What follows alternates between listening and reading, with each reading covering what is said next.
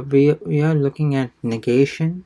So this is basically to negate an affirmative statement, and that can be done by adding no before the verb. So no precedes the verb, and that's what you've seen in the last video by going through these examples, negating an affirmative statement. So when the answer to a question is negative, two negative words are required. So now we're talking about questions and responses. Previously, we were talking about affirmative statements and how to negate an affirmative statement. So now we're looking at questions and responses. A response to a question. So when the answer to a question is negative, right? So when the response to a question is negative, two negative words are required. Okay, so two negative words. All right, so let's look at a few examples here. Habla. So UD, as we have seen before, it is an abbreviation of ustedes. So habla ustedes español? Do you speak Spanish?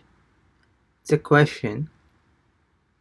And the answer or the response is negative and based on the rule above. So it means we need to use two negative words, right? So no. No hablo español. So no. Do you speak Spanish? No. No hablo español. No, I don't speak Spanish. And this is adding the no. So first no is just answering a question no, and then you're giving more context to it, or supplying more content to your answer. So no hablo, and this no hablo is basically what is in the previous rule. You're negating a statement, so so you add no to, you add a no before the verb, right? So no hablo español. The second one, está Gerardo en la clase. I just want to make sure. Está Gerardo en la clase. Is Gerardo in the class? No. Alright, so we have one no. Gerardo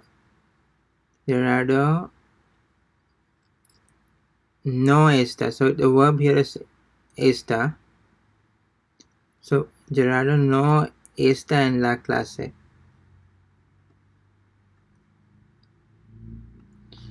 And a third example, siempre. Siempre means always. Estudias. Do you always study? So no. Estudias is the verb, right? Studying. No. Nunca estudio. No, I never study. Alright. So just to summarize,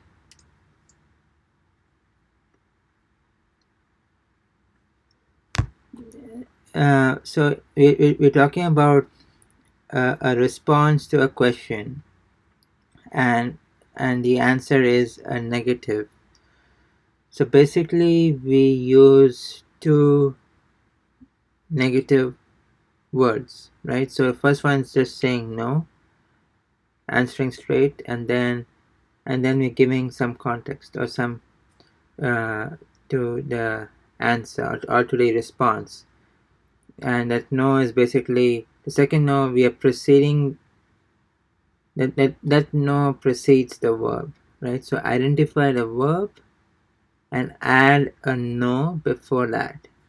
Okay, so in the next video we'll continue our discussion on negation. So until then, see you next time.